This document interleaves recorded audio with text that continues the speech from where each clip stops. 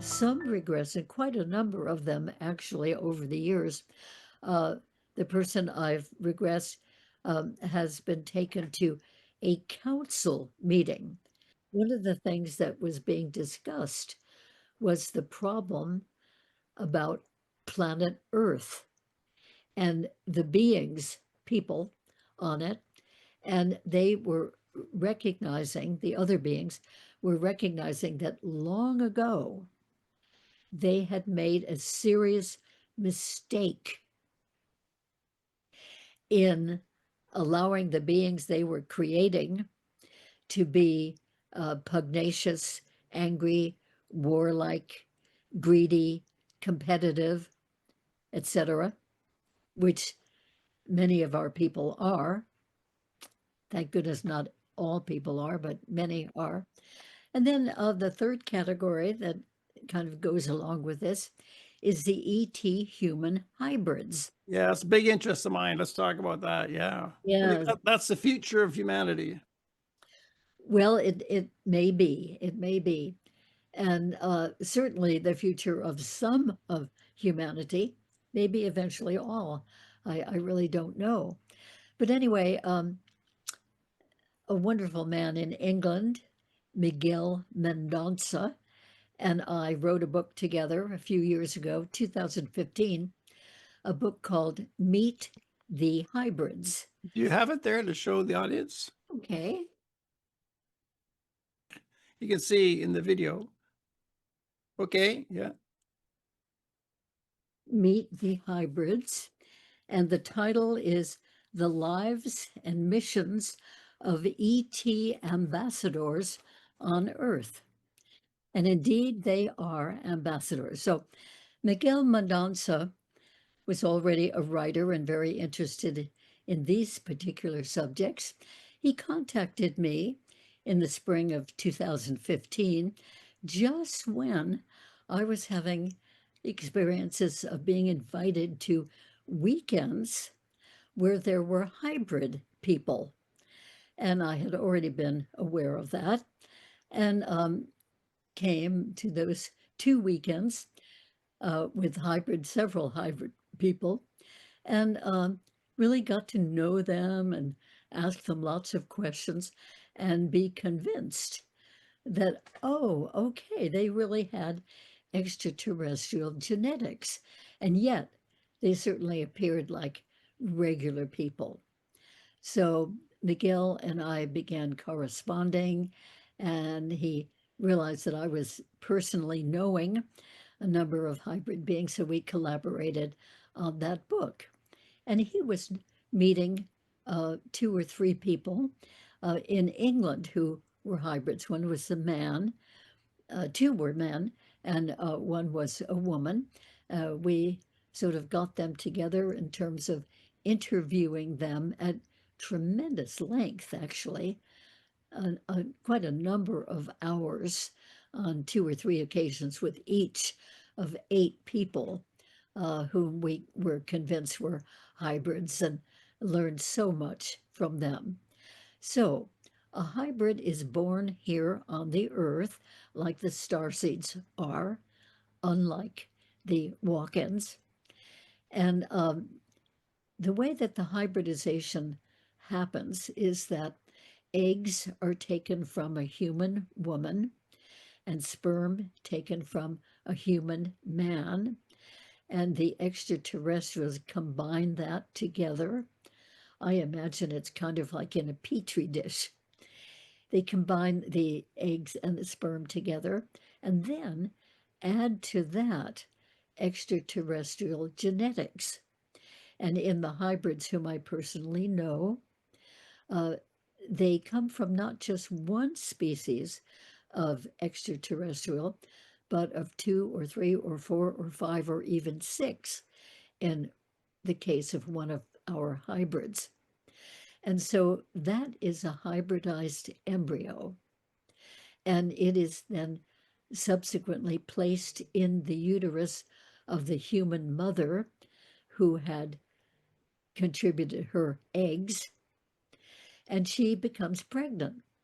And she will even go to the doctor typically and it is pronounced that yes, she is definitely pregnant. But is she pregnant with the husband? Like, does this appear to be the conventional way, or is this like immaculate conception? Well, if she's married, it they probably have used the sperm from her husband. But in some cases, this happens and she's pregnant and she's not even been with a man at all. That's amazing, right? That's really something. Yeah, so sperm is taken from some other man. And she may never even know who that is. But anyway, she's pregnant. And usually those pregnancies last for just a couple of months or maybe 2.5 months, during which, she has ultrasounds and all the validation is happening. And then suddenly, one day she wakes up and she says, that's strange. I don't feel pregnant anymore. And she'll have that validated by a doctor that indeed she's not pregnant. And the doctor will wonder about that, of course, and she wonders about that. And uh, the doctor typically will say, well, when did you have your miscarriage? And she'll say, I didn't. I would have noticed that, surely. And he may say, well, when did you have your abortion? She'll say, I did not go for an abortion.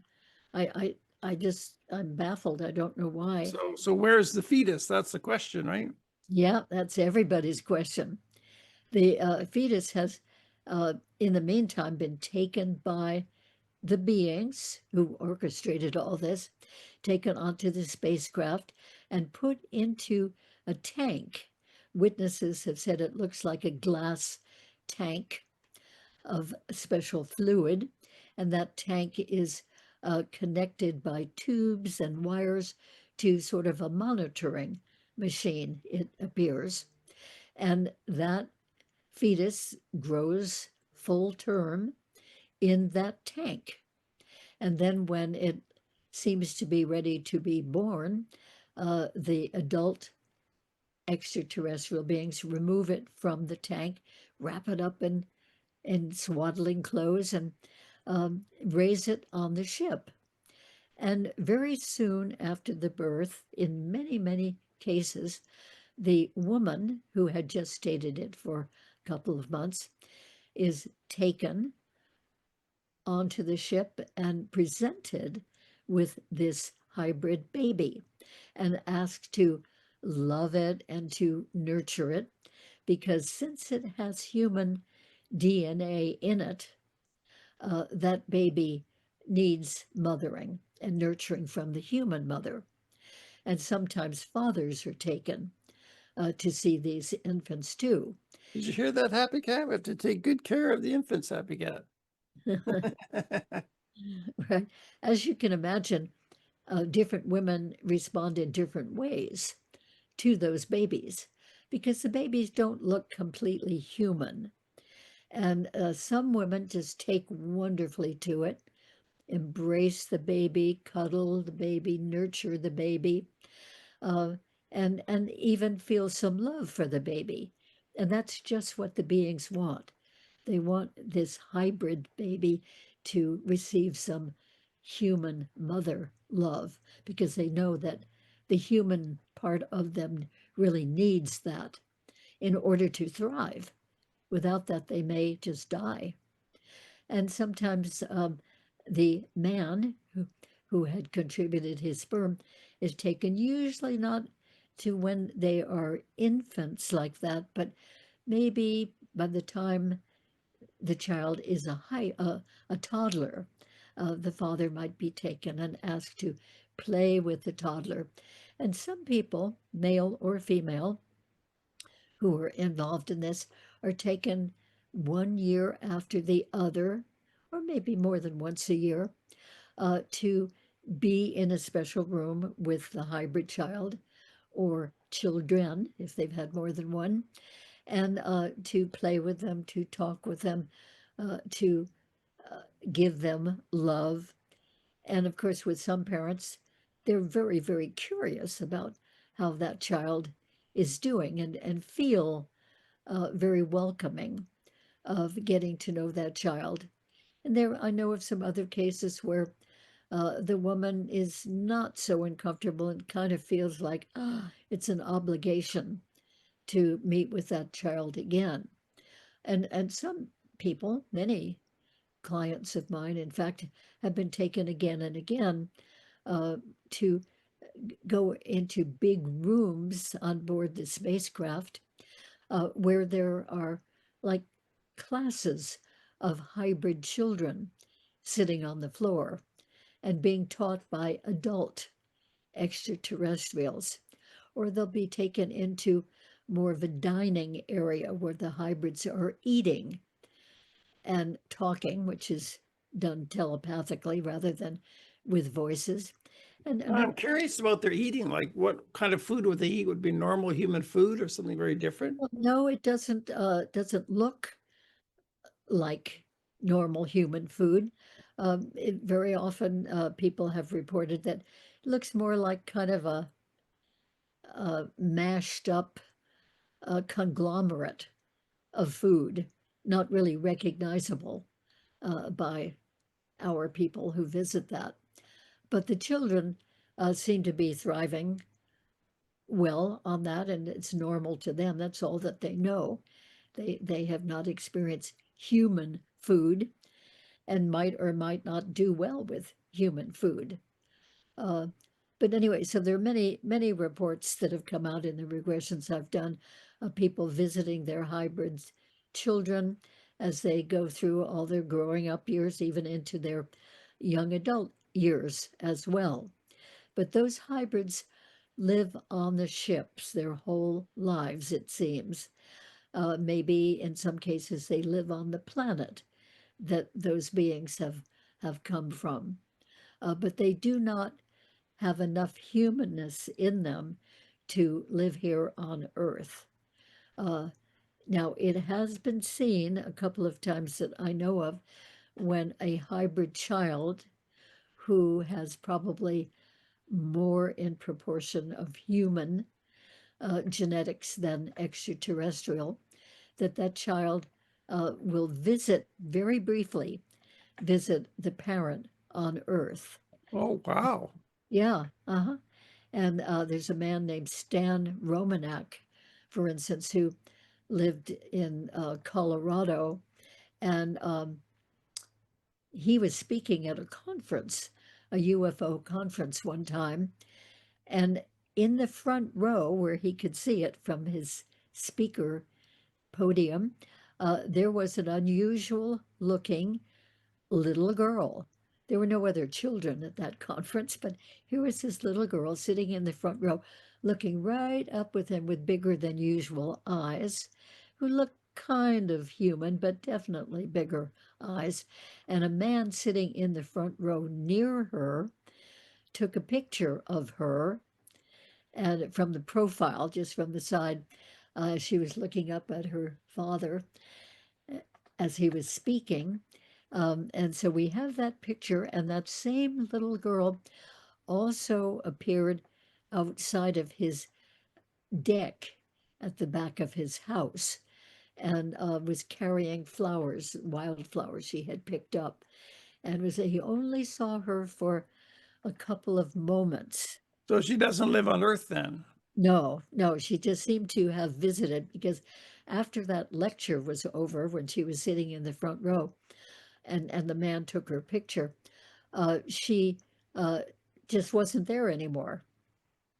She seemed to just, nobody saw her walk out of the big room, out a door, but she just wasn't there anymore. And Wow. it was when she was in the man's yard by his deck, and he could see her face and her arm and her hand holding these flowers. And then suddenly she was gone too. That only lasted, oh, maybe 2 or 3 seconds. Wow. 2 or Yeah, 3 seconds she was there. yeah, maybe longer, but she couldn't be seen Yeah. uh, after 2 or 3 seconds. So, Did she, like, just disappear? Did she walk away? well, nobody knows Yeah. really because uh, it was not witnessed. Yeah. She walked away. She just poofed, wasn't there. And that, you see, happens very often Yeah. with the extraterrestrial visitors. I got a question about these hybrids that live on the craft. Like this is our University Galactus logo. This is a representation of these city-size motherships. They could be like 200 miles across or something like that. There's evidence going back to the 50s of these things, and some experiencers have actually described being on these type of craft. Like, have you been told that? You talked to 3,000 people in Regression, have they described this particular thing, these motherships? Oh, sometimes they do. Yeah, sometimes they're small ships, and they'll describe it as a small ship or sort of a medium-sized ship. But yes, people can have experiences on many, many different types of crafts and certainly many sizes of Yeah, I'm craft. wondering about the big picture. Like, where do you envision like these hybrids? They could live on other planets, or could they be on these city-sized ships, live out their lives, or move around the galaxy to different planets? Like, do you have a concept of where are they living out their lives? The ones that can't aren't suited for Earth. Well, it seems like, from everything I can tell from people's experiences, seems like they tend to live mostly on the ships. And maybe sometimes they are taken to live on a planet. But the reports that I've heard from people, um, they have seen these hybrids, children growing up to be hybrid adults on the ships. So once in a while, somebody has reported that when they're in a particular room on the ship, and maybe even on a medical type table, that I always have them look around and tell me every detail of everything that they can see. Good questions. Yeah. And certainly I want details of the other beings present with them. And very often it has been reported that kind of off in another part of a room, uh, they think that they're seeing a couple of human people. But then as they look more closely, they realize, oh, no, maybe that person isn't really human. Maybe he's hybrid. And Yeah. sometimes because the beings are so telepathic that beings who are closer to that person in that room will pick up that person's thoughts, and they will validate that, no, that you're right, that person is not human. But you describe people who know them like for 10 years or 20 years. So if they're on these ships for 10 or 20 years, it wouldn't just be a little ship. It's probably something city size, like a whole civilization kind of thing. I imagine it must be on this big ship with the whole environment and everything. Well, it's hard to say because when a person goes to an experience on a spacecraft craft, in regression, they will be very aware of a lot of detail of the room that they are in, or maybe in some cases the few rooms, but they won't have any sense because they're on the inside of the ship. They won't necessarily have any sense of the size of the ship. Yeah, It, yeah, I've heard that, read that from other experiencers, but there's some like Susie Hansen, this actual drawing based upon a drawing that if she would actually experience, that's like a landing bay there in the middle of walnut shaped thing. So some people actually describe like going to it in a small craft. That's a landing bay. They enter it into it and they can look up, and Susie describes it being able to see the stars like right through the roof, and there's other ships parked out there. Other people have described being in these city-sized ships. I'm just wondering how many times have your clients describe that specific type of mothership like that? well, yeah, not very many. A few have described it. Yes, one woman was taken to what seemed like a big airport, except that it was inside a Yeah, ship. it's like a landing bay, like an airport there, yeah. Yeah, yeah.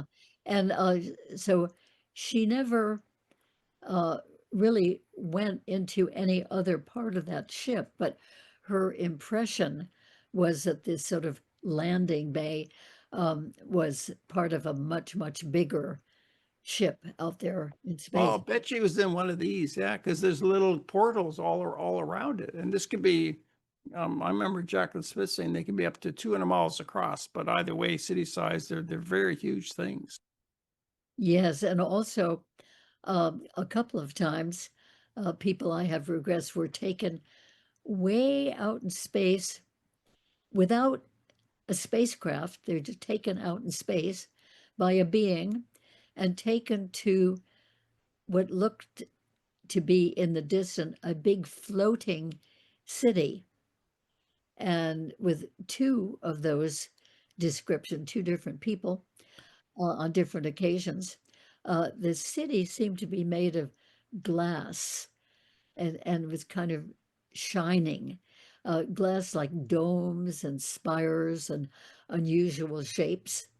And in both cases, they were taken by one being uh, right into one of those beings where various things happened.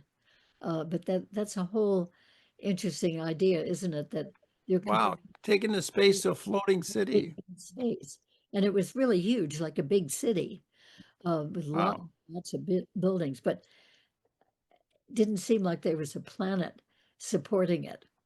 Yeah, I should mention, in Buddhist cosmology, the Buddha described there's six heavens in the central sphere with the devas, angels, and the first heaven he described floating cities. One's called Alakamara, and the Buddha actually described in our atmosphere these floating deva cities. But actually described it. I knew Dorothy Isaac. She was here in the Vancouver area. She could see these floating cities and UFOs going in and out of them like bugs. I had a conversation with her. So, Oh, as a Buddhist, I'm trying to match Buddhist cosmology to our ufology today. So I wonder yeah, if it's something like that, like more like the Deva realm. I don't know. yeah. Oh, that's good to hear of other reports of that type of thing too. You know, when you hear something that's so unusual from maybe two or three or four totally different sources, it helps us to feel that there's more validity to it. Yeah, and even ancient sources like the Buddha 2,500 years ago describing these floating cities, to me that's really meaningful. Yes. Yeah, good. Well, I'm glad to hear that from you as well. So I want to continue about the hybrids. Okay, I've been talking about the kind of hybrids so far that are primarily extraterrestrial with some human genetics having been added to them. And those are the ones that do not live here because they're not human enough in proportion. They would not survive here.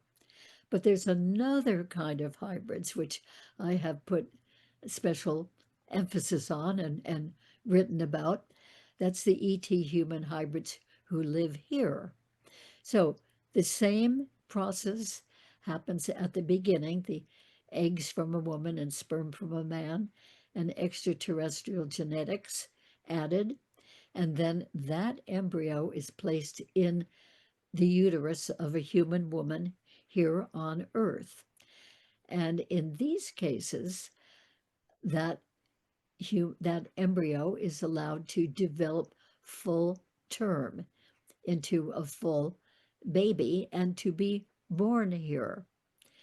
And another way that this kind of hybrid is created in some cases is that the mother, human mother on Earth, is already pregnant.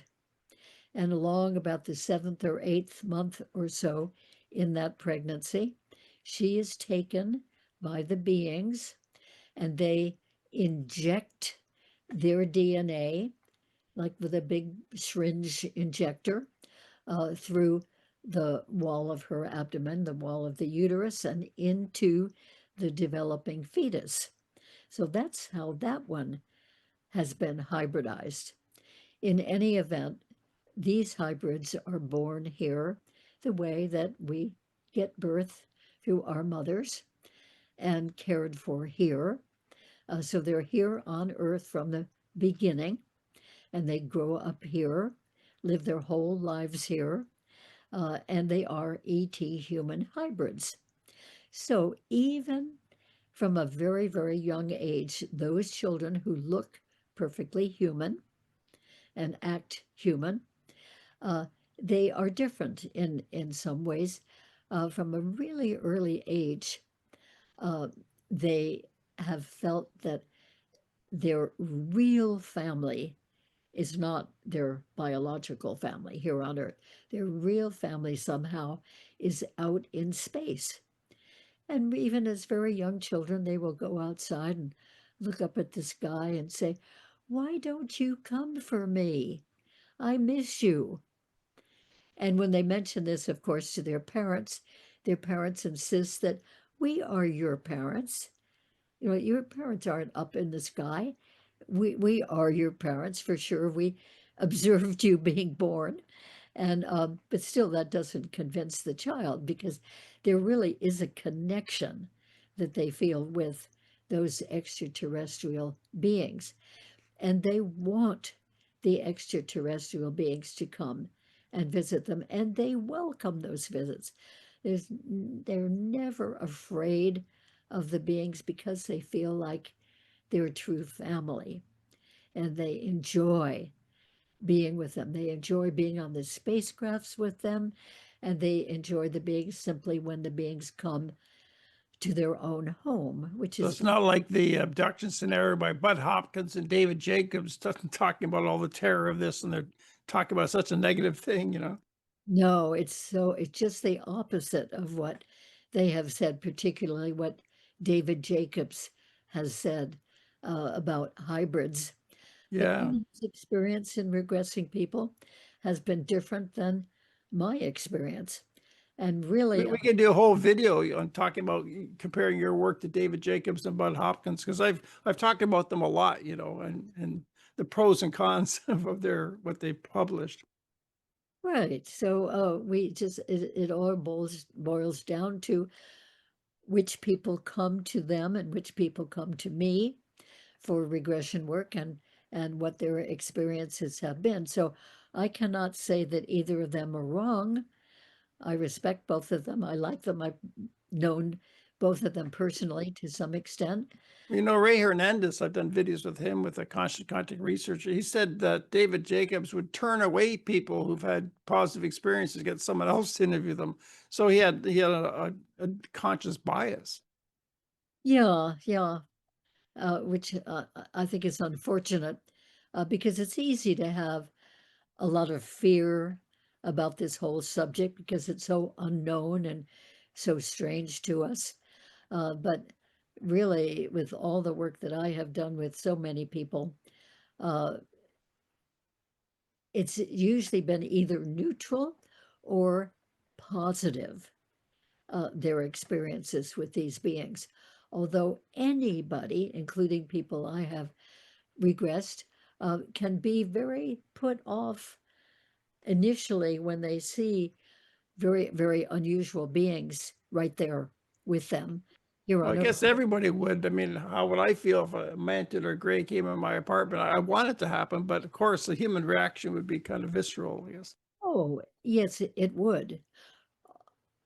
Although I had an experience with a reptilian who came into my living room in the light of day Wow.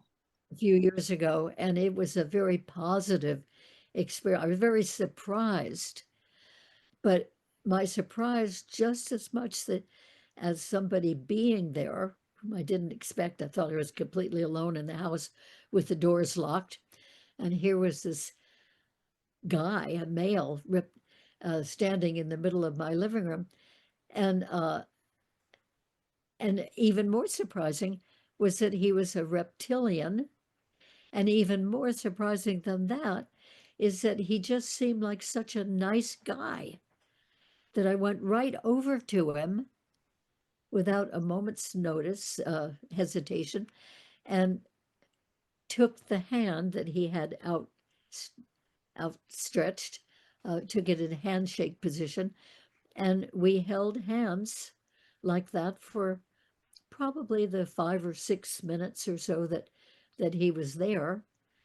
So I was very, very close to him, looking right at him, and getting all kinds of looks about his head shape, his neck shape, muscly body, and the skin coloring and texturing and so forth.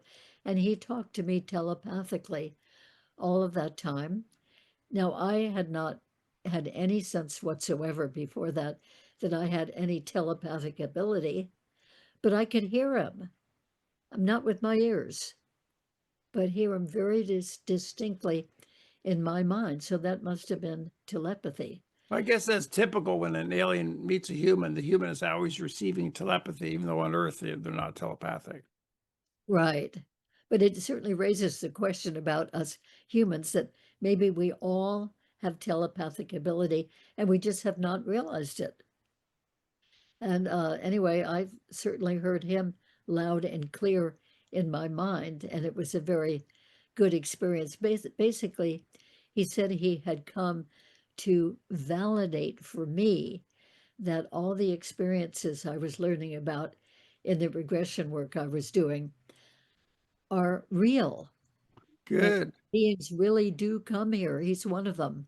Good. I think that's good PR that a reptilian came, because my understanding, probably most species of reptilians are actually good. There might be one really negative one, but most of them are okay. So it's good PR that you had a good reptilian instead of just another gray. Right. And he said that he had been he had been especially bred as a friendly ambassador to come and validate for me, knowing that I did a lot of this work with people about their extraterrestrial experiences, to validate for me that, yes, indeed, it is truly, truly real. I can Now, I count. wonder who bred him. I wonder if the Greys and the Mantid whole organization bred him rather than a reptilian society. Like, who bred him? I don't know that. Oh, you should have asked. Gee, that really makes me wonder. I didn't ask him anything. I didn't say anything.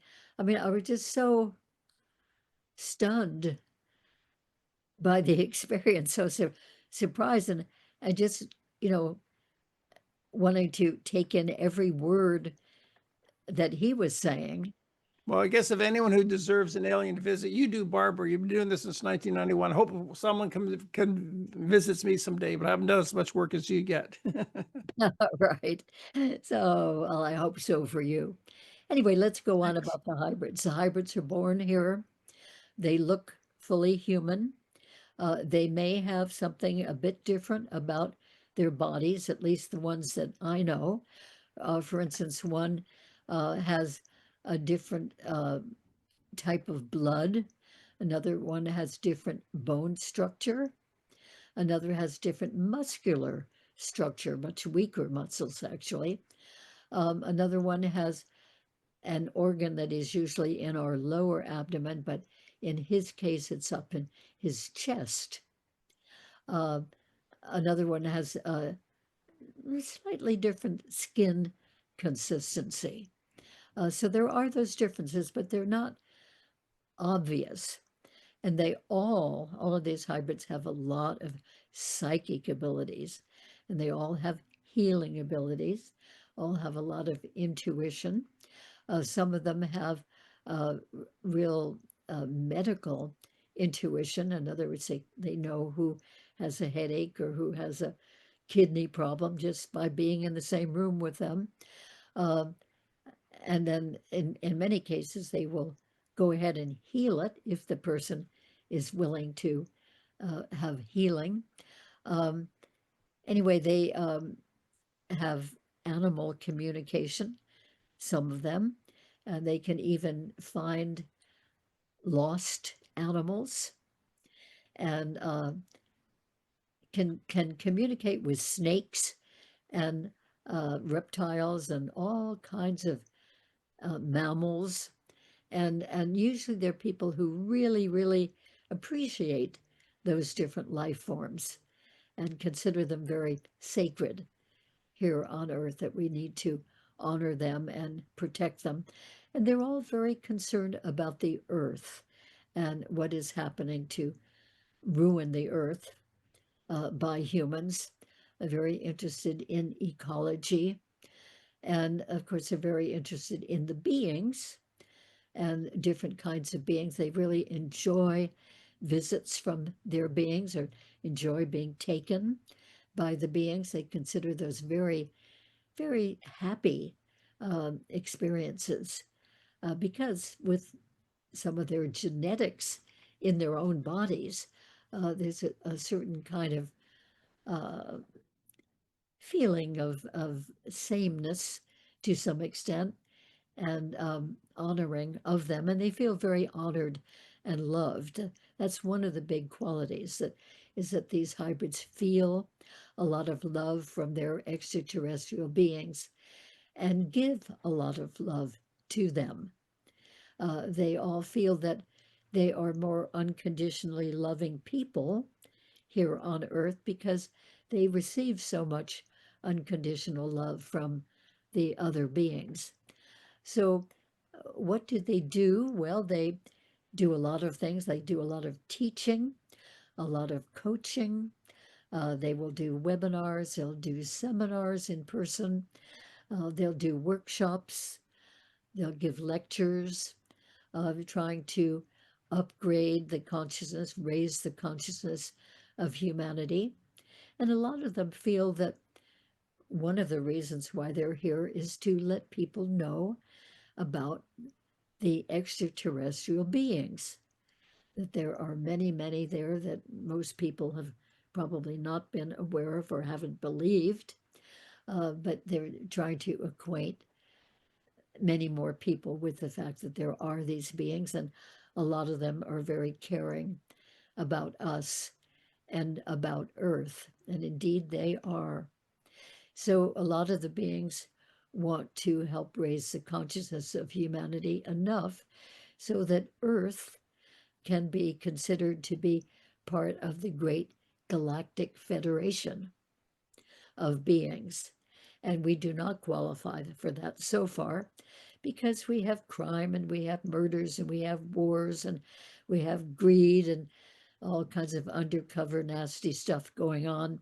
Yeah, you're talking about the big picture, like where it's all going. Maybe in a future video, we should talk more about that because that's very important there. Like for us to qualify to join our galactic community, and that's a big phase of humanity. We should do another talk on that. That's a big deal, you know. It is a very big deal. And there are a number of people on the Earth who are aware that there even is a galactic federation. I And think so. I believe so from experiences I've studied. more and more, yeah, are aware of that. And many of us would like to be part of that.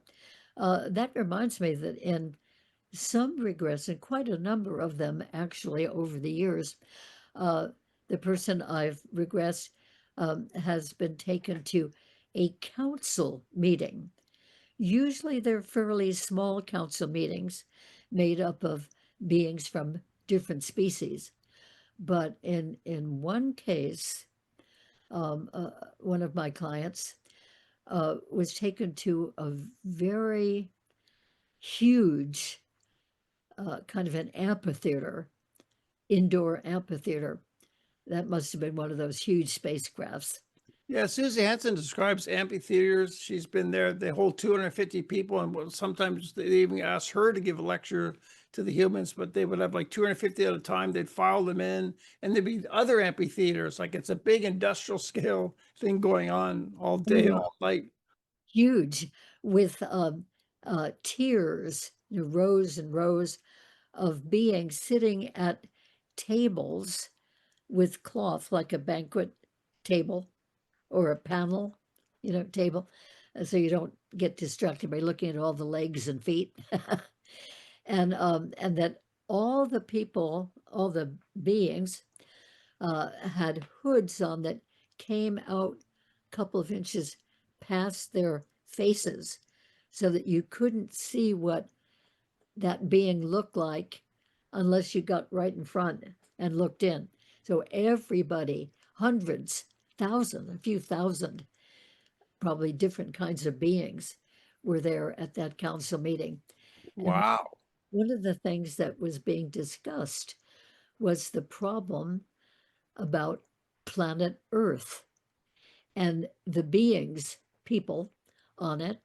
And they were recognizing, the other beings were recognizing that long ago they had made a serious mistake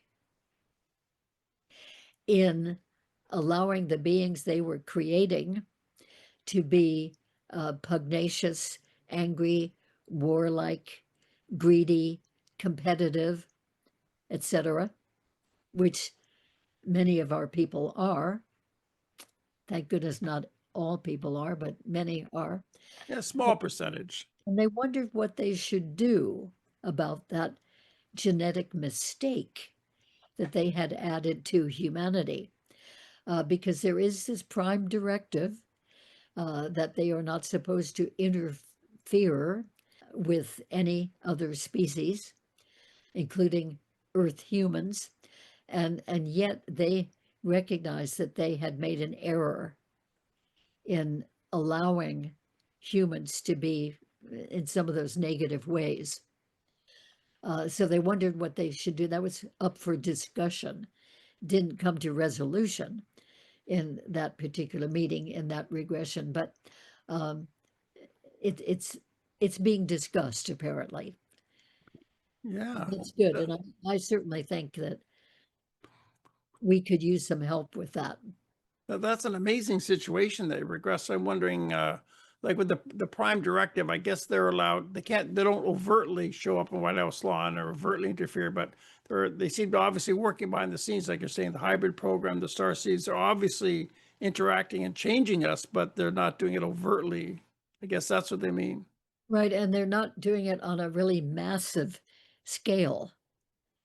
I mean, I think that we have star seeds and hybrids and walk-ins, no doubt, all over the world, but few and far between. Yeah, yeah. Most people are just ordinary people. Yeah.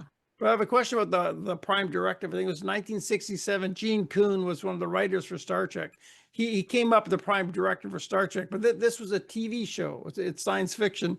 So I got in a debate with someone about that. Well, the aliens don't have to believe in a Star Trek TV show. I mean, we came up with this idea of the prime directive, but is there any evidence that there's really a prime directive in outer space? I don't know. Well, I think there is, from the people who've been at these council meetings, and they may not actually call it verbatim the prime directive, but they say that there is this principle that at least those in the Federation agree upon, not to really intervene too much with humans. Well, yeah, that's true. Like no alien species is like just landed on the street and interact with people. It's true. They're obviously trying to stay behind the scenes. Yeah. So that seems to be true from what we've experienced. Right. Yeah. And of course, now there are more and more reports about drones that seem to be, or some of them anyway, seem to be from somewhere in space, and lots of UFO sightings, which now are allowed Yeah. to be reported, thank goodness, because they happen anyway. Yeah. These drones are probably likely UFOs. They're not really just drones. They're UFOs of some kind. Yes, or at least some of them. Some, I think it But just actually some. is a mixture of different kinds of things, but some of them are probably from space. So we're having a chance to think more about it, about these other beings existing and coming here, which I think is a good thing because it is happening. I certainly have no doubt whatsoever, although I never really thought seriously about this until uh, around 1990 or so. And I thought it was all science fiction. Yeah, yeah, I've heard your previous videos describing how you no knowledge about this, and then wow, and then you encounter people. I had a question getting back to that council with thousands of people there. Who was the speaker, the center of in this platform down there? Like, was it Grays talking to them or Mantis? You know who the speaker was? Well, according to this client's descriptions, there was like a big banquet table, long, narrow table, down on the floor with all of these tiers of tables and uh, delegates from different species sitting around in this huge, huge amphitheater room. And there were about three different, according to her description, there were about three different types of beings. They were not, I don't think any of them were the little grays, but different taller types, three different types sitting there conducting that meeting. So she didn't name them like they were Arcturians or Andromeda, but she sort of described them. I know one of them was a tall, thin, blue-skinned being whose facial features looked quite human, quite like a very attractive human, but the skin was kind of a medium blue skin, and that being was definitely not a human. None of those three leading the meeting were human. I wonder if it was a manta there. Like I think in terms of the hierarchy, the mantas are at the top of what even Richard Dawes says perhaps highest intelligence humanity's ever encountered are the mantas, and then there's the ancient greys who are almost like the gurus to the greys. And so I'm wondering, I think of that kind of hierarchy. Just one of there might have been a manta there, but I guess he didn't say, right? I don't think she said, yeah. I don't remember. This was years ago now. I don't remember her describing a mantis. That would have stood out to me, I think. Okay, so as a woman had that, but that's an important regression. Like you have some amazing cases, Barbara. You could probably tell stories for days. I could. They're so fascinating to me, and the more that we can learn about the beings, the better I like it. Yeah, I compare that to ufology. Like in ufology, they study UFOs, the speed, trajectory, zigzagging. But to me, that's like studying a culture like Russia. By studying their cars. Just, if you want to know the people, the culture, the politics, and everything, you can't just study their cars. We got to study the beings, right? So you're really getting to the point of studying the beings. Yeah. Well, I am very fascinated, especially with that and what happens between people and them. I'm just learning as much as I can about the beings. It's just so completely fascinating to me, and I appreciate really that there are other people who pay more attention to the vehicles, the UFOs, and the different types that they have, because I would not be researching that. I mean, it all kind of goes together. Yeah, we need it all, especially to convince the public. We got to start baby steps. Okay, UFOs are real, before we get to the beings. Yeah. Yes. Yeah. So anyway, just to finish up a little bit with the hybrids, they are living here among us, looking just like us, and uh, giving a lot of different services to us, hoping to raise the consciousness of humanity wherever they can, and helping other people to speak out and raise the consciousness of humanity.